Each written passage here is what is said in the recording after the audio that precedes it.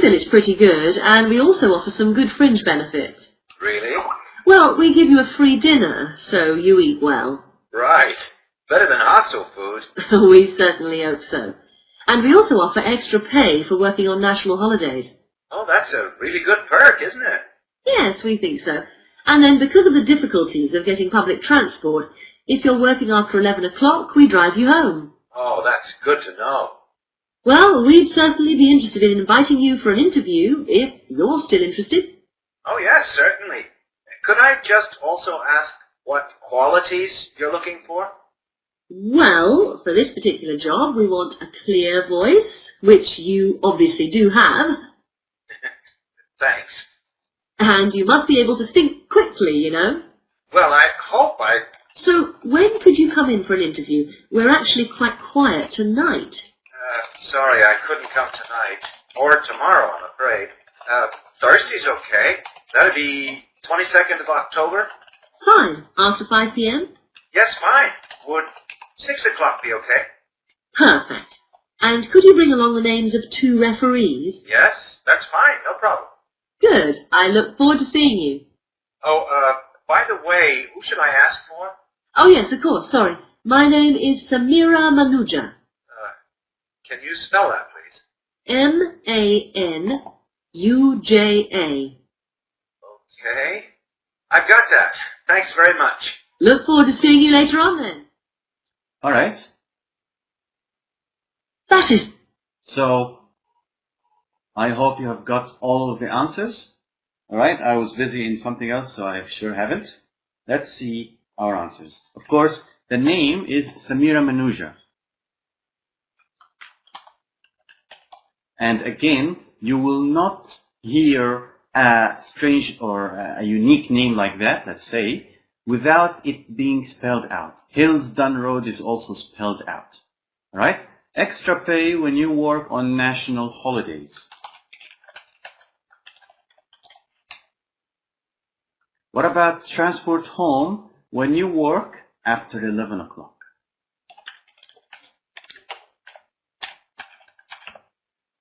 All right. The qualities required is clear voice.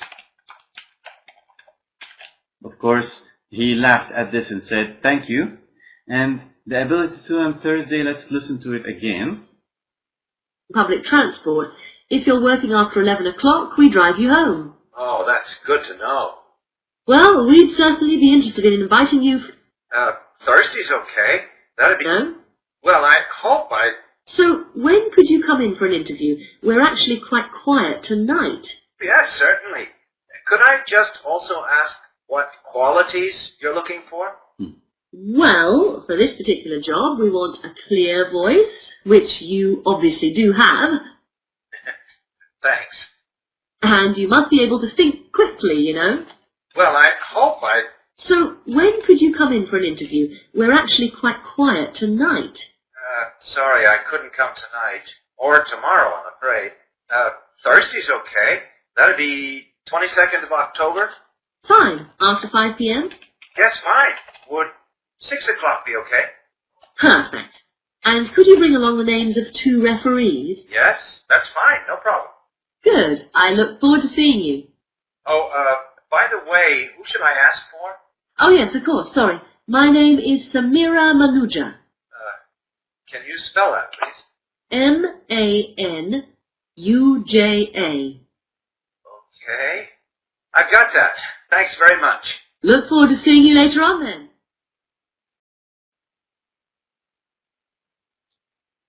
Now, let's take a look at this part. All right? This is from a different test.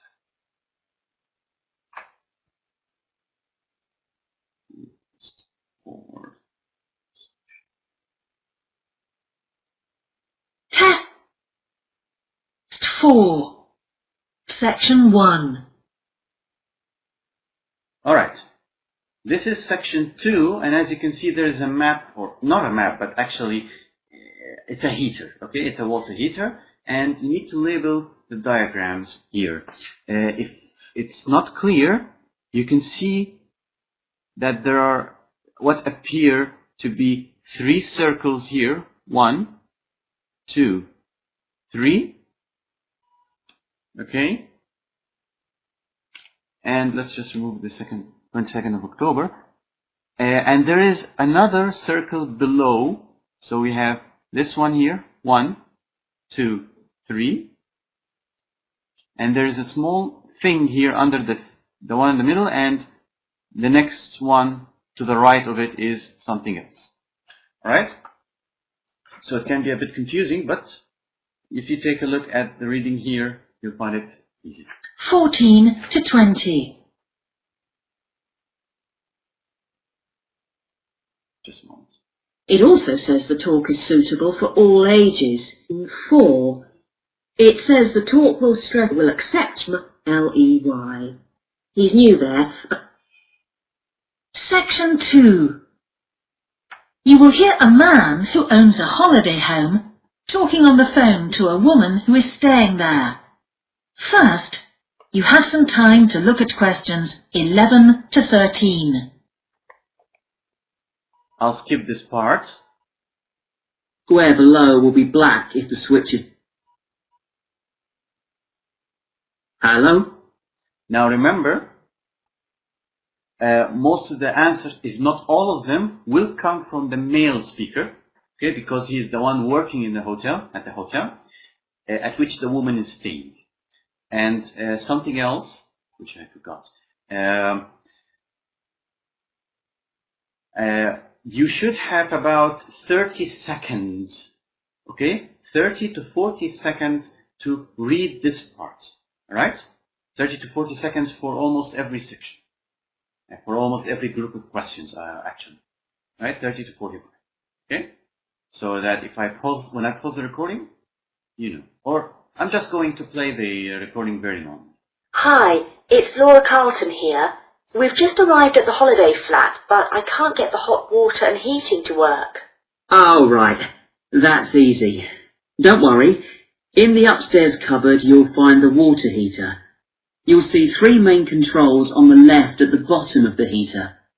The first one, the round one on the far left, is the most important one for the heating and hot water. It's the main control switch. Make sure it's in the on position. The switch itself doesn't light up, but the little square below will be black if the switch is off. That's probably what's happened. It's got switched off by mistake. The middle one of these 3 controls, you'll see it's slightly larger than the first one, controls the radiators. If you feel cold while you're there and need the radiators on, this needs to be turned to maximum. The last of the 3 controls, the one on the right, is usually on about a number 4 setting, which for the water in the taps is usually quite hot enough. Below the heating controls in the middle is a small round plastic button. If there isn't enough water in the pipes, sometimes the heater goes out. If this happens, you'll need to press this button to reset the heater. Hold it in for about 5 seconds and the heater should come on again.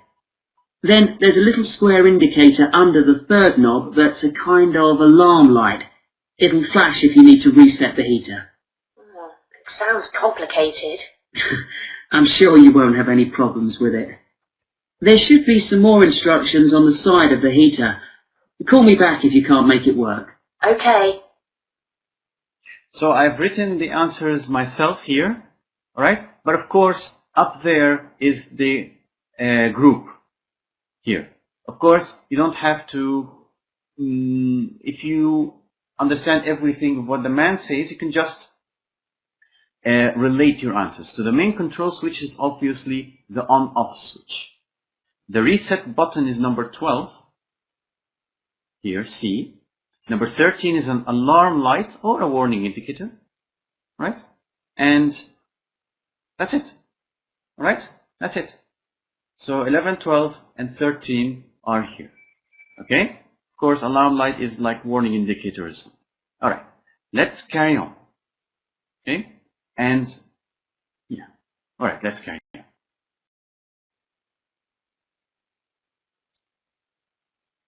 Now, I'm going to have the recording played, all right, without pausing my video, right, so that you can get a sense of how many seconds exactly the reading takes. Before you hear the rest of the conversation, You have some time to look at questions 14 to 20.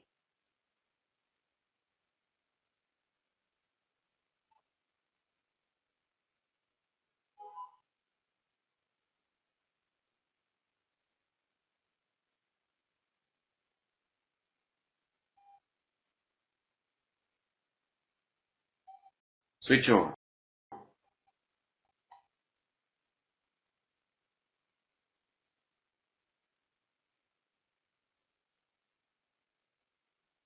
Now listen and answer questions 14 to 20. Okay, so you have gotten a good feel of how quickly you should progress through the reading. Alright? Of course, you can read the text while the recording is being played. Just really quickly here, this may be a bit confusing, but it's one of the more difficult questions, so don't worry about it. While you're on the phone, we haven't managed to find a few things we need, like extra pillows for the beds and some washing powder. Is there any here? Pillows, yes. If you look in the cupboard, the large white one upstairs, to the left of the bathroom door, there should be 4 or 5 on the top shelf.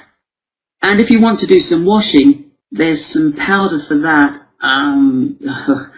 probably by the back door. There's a kind of shelf there above the sink. In fact, I'm sure there's some there in a large blue box. You need about half a cupful for each wash. Oh, and that reminds me. The spare key to the back door is hanging on a hook on the wall by the sitting room window. Please make sure to put it back when you've used it. The previous guest lost it in the garden and I had to get another one made. And if you have any trouble with the lamps, you'll find some spare bulbs in a large cardboard box. It's on top of the washing machine with all kinds of useful things in it. Oh, and another thing I forgot to mention when we last spoke. Yes? I've left you a local map, so you'll be able to find your way around easily. It shows the whole area. I put it in the top drawer of the chest under the TV in your bedroom. There's a whole file of local information in there too. Thanks. What about visiting the town? Can you give us any advice? Yes, you'll need to take the car. It's too far to walk from the flat, really. You have to pay to leave your car in all the car parks now, I'm afraid. I like the one that's by the station best, and you can walk to the town centre from there in 5 minutes. That's where all the best restaurants are. But if you want a takeaway, the Italian one does really good pasta and pizzas. Call 732281 for that one, or 766119 for the Chinese. They're both good, and they'll both deliver to the flat. As for places to visit, yes, do go and see the Railway Museum. The exhibition is small, but really good. It gets very crowded on Sundays, so I suggest you visit it on a quieter day, later in the week, but not on Thursdays, which is market day. You won't find anywhere to park, and it's also the only day of the week when they're not open. Anything else? Not for the moment. Thanks. So, hopefully you've gotten the answers all correct. By the way, 766119 is the Chinese restaurant. 73281 is the Italian restaurant. Let's see. Please make sure to put it back when you've used it. The advice?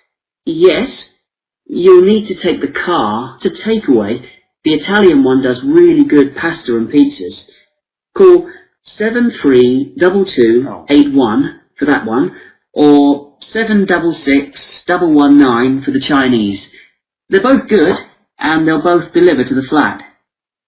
As for places to visit, yes, do go and see the Railway Museum. The exhibition is small, but really good. It gets very crowded on Sundays, so I suggest you visit it on a quieter day, later in the week, but not on Thursdays, which is market day. You won't find anywhere to park, and it's also the only day of the week when they're not open. Anything else? Alright, so you can see here that the listening is brutal, okay? It's very hard. And this number is usually repeated or maybe said again after the one taking down the number have made a mistake. So he says it's 2281, and then she says 281. No, it's 22.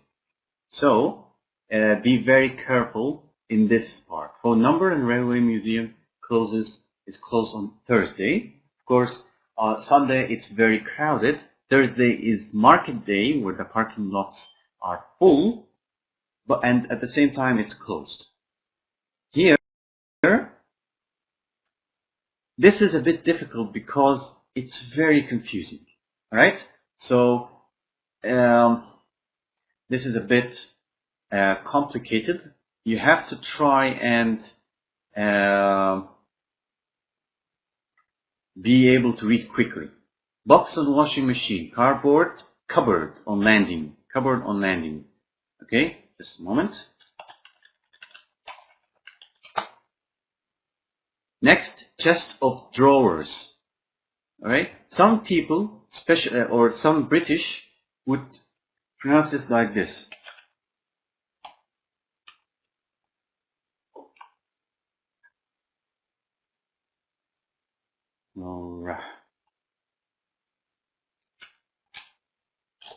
Drawer. Something like this. Okay? Drawer.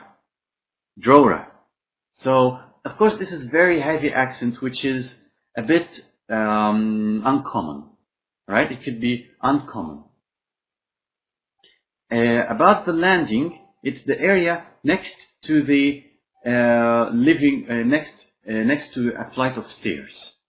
Okay? It's where you, let's say the house is a large one, so there is this part of course there is then the stairs, which are like this, that move, that go from the first floor to the second floor like this here. Alright?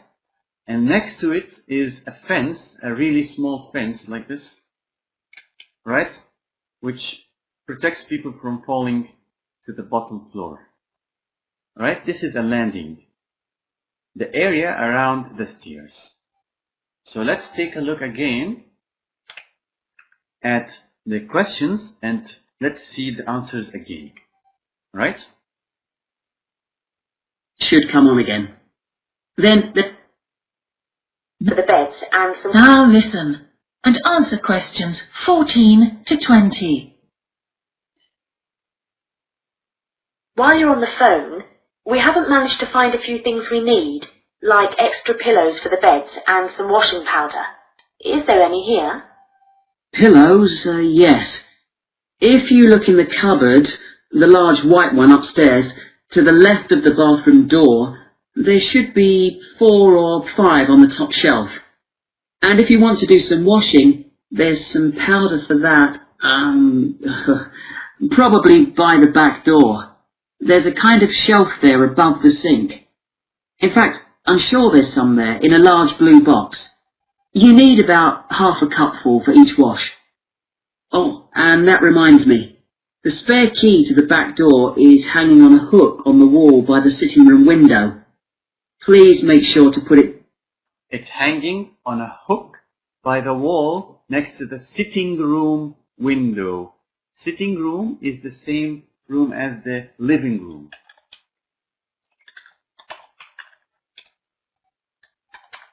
Right? Never forget this. Back when you've used it. The previous guest lost it in the garden and I had to get another one made.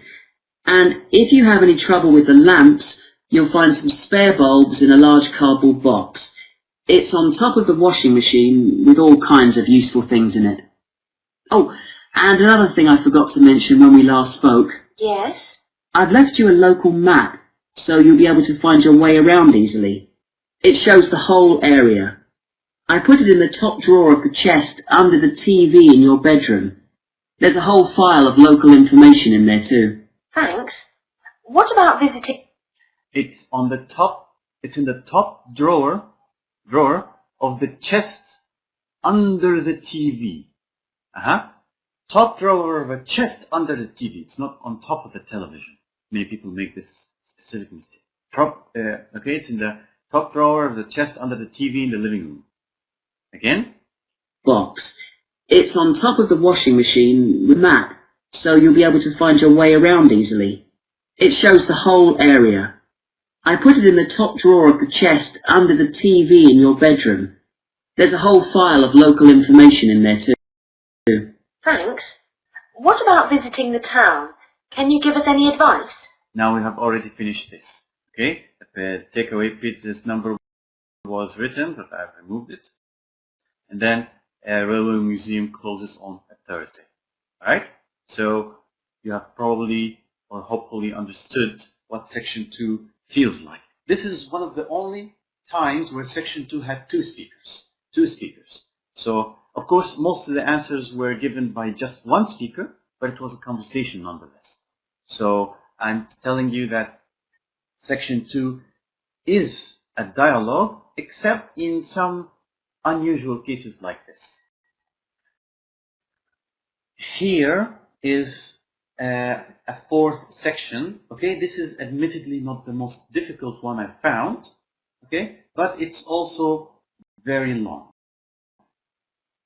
All right, I'm going to give you some time to read this to simulate the time given at the beginning of the test. All right, that you will steal for section 4. Business culture, characteristics of organization, small. Something power source.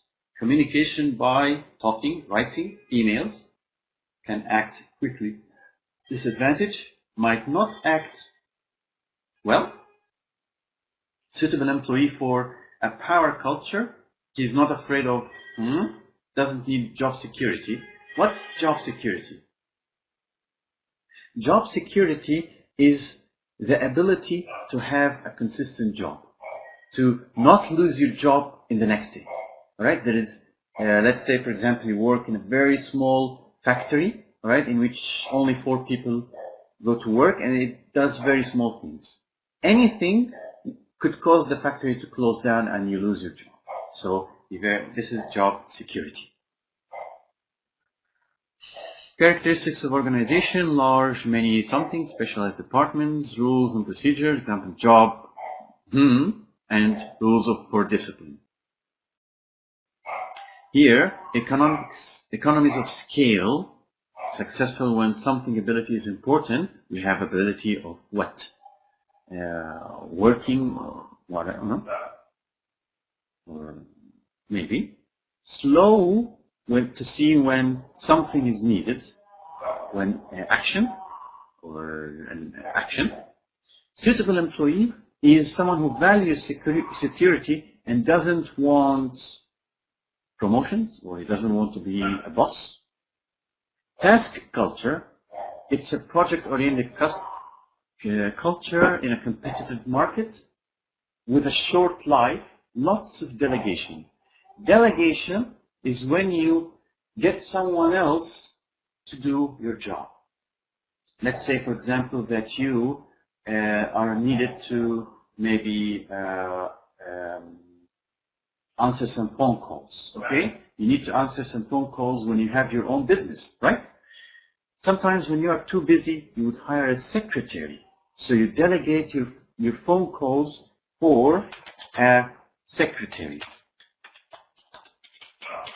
All right, this is just an example. It's not always secretary. It can be, for example, when there is a telecommunication companies in America, like AT&T and Comcast, all right, delegate or outsource the jobs to places like India and Vietnam. They outsource means they have another company in Vietnam take the calls for the original company in America. This is delegation, right, for a secretary. Now, advantage, no economies of scale or special expertise, likes to work in groups, the suitable employees. All right, yes, and I'm going to start the recording. Of course, you will be listening for the quiet time. Yes, you'll need to take the cards for people who are studying from overseas. Well, I suppose they need very good English. It would be much better. Please excuse me for a moment.